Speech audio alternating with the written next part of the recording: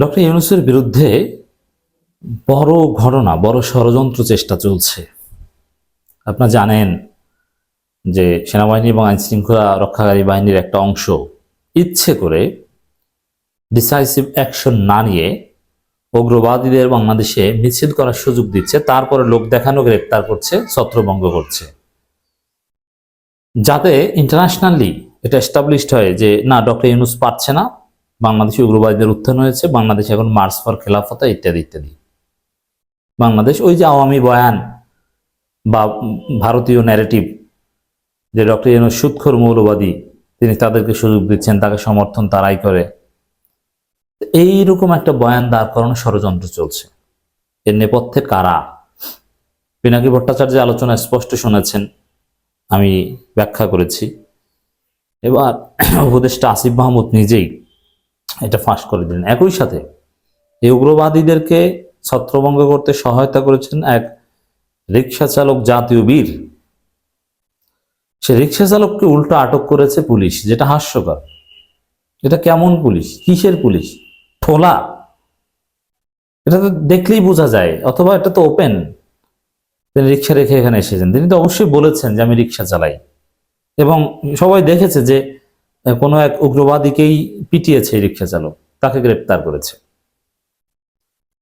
তা আসিফ মাহমুদ ওই গ্রেপ্তারকৃত রিক্সা চালককে ছাড়িয়ে নিয়েছেন, ছাড়িয়ে এনে একটা ফেসবুক পোস্ট দিয়েছেন। ওই ফেসবুক পোস্ট বা এই যে ছাড়ানোর ছবি, এগুলো ব্যাপকভাবে ভাইরাল হয়েছে, এবং আসিফ মাহমুদ প্রশংসায় ভাসছেন যে আসিফ নিজে এই রিক্সা চালককে ছাড়িয়ে এনেছেন। বাংলাদেশে এরকম মন্ত্রীও আছে যে একজন রিক্সা চালককে ছাড়াতে ইনস্ট্যান্ট থানায় চলে যান মন্ত্রী নিজে। বাংলাদেশে আগের বাংলাদেশ নেই, সত্যিকার অর্থেই নতুন বাংলাদেশ। একজন রিক্সা চালকের হাত ধরে হেঁটে আসেন একজন ফুল মন্ত্রী রানী। এটা একসময় কল্পনা করতেন?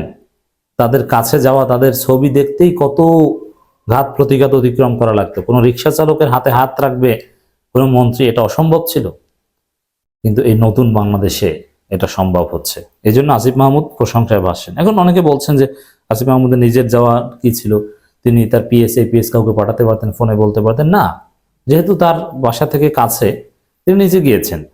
নিজে যাওয়ার ফলে বিষয়টা গুরুত্ব পেয়েছে, এবং অন্য কেউ গেলে তো অনৈতিক সুবিধা নিত, বা পরবর্তীতে এরকম একটা সুবিধার একটা রাস্তা পেত যে না, এই মন্ত্রীর রেফারেন্স দিয়ে ফোন দিয়ে আসামি সারানো। কিন্তু সেটা তিনি করেননি, তিনি নিজে গিয়েছেন, নিয়ে এসেছেন। মুহূর্তের মধ্যে এটা হিট হয়েছে, সবাই আসিফ মাহমুদের প্রশংসা করছে। একই সাথে এই ডক্টর ইউনূসের বিরুদ্ধে এই চেষ্টার নেপথ্যে কারা, এটা আসিফ মাহমুদ চমৎকারভাবে উপস্থাপন করেছেন। 5 আগস্টের পর এই জনতাই সকল সংকট থেকে দেশকে রক্ষা করতে এগিয়ে এসেছে।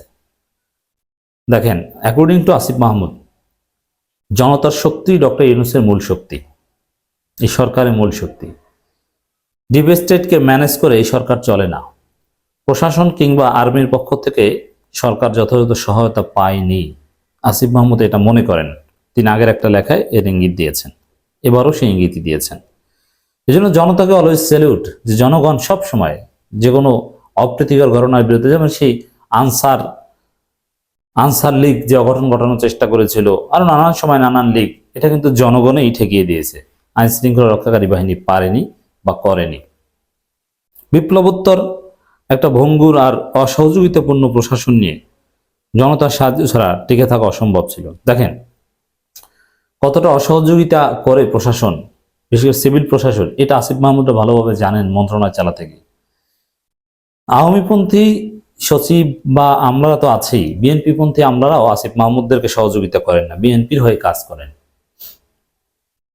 বিভিন্ন ফাইল আটকে দেন, আমলাতান্ত্রিক জটিলতা তাদেরকে দেখান যে সময় লাগবে, এমনকি ডক্টর ইউনূসকেও বিভ্রান্ত করার চেষ্টা করেন। তো প্রশাসনের অসহযোগিতা, এর মানে এই যে ডক্টর ইউনূসকে ব্যর্থ করার চেষ্টা, ডক্টর ইউনূসের বিরুদ্ধে যে ষড়যন্ত্র, এর নেপথ্যে প্রশাসনের একটা অংশ আছে, আসিফ মাহমুদ এটা স্পষ্ট করেছেন। গতকাল যারা সরকারকে মিস ইনফরমেশন দিয়েছে, নোট করে রাখা হয়েছে কারা, তাও প্রশাসনের একটা অংশের সাথে জড়িত। সেনাবাহিনীরও কেউ কেউ জড়িত থাকতে পারে,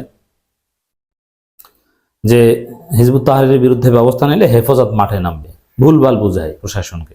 অথচ হেফাজত ইসলাম, জামাত ইসলামী ইসলামী আন্দোলন বাংলাদেশ, চরমোনাই বা এরা কেউ কোন হক্কানি পীরের মুরিদ কেউ হিজবুত তাহরীরকে ইসলামপন্থী মনে করে না। এরা বাতিল, এরা উগ্রবাদী, এরা জঙ্গি।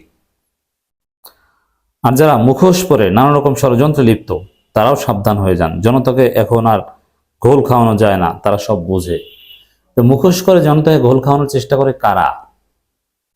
তাদের মধ্যে ওই পুলিশের একটা অংশ, সেনাবাহিনীর কেউ কেউ এবং সিভিল প্রশাসনের একটা অংশ।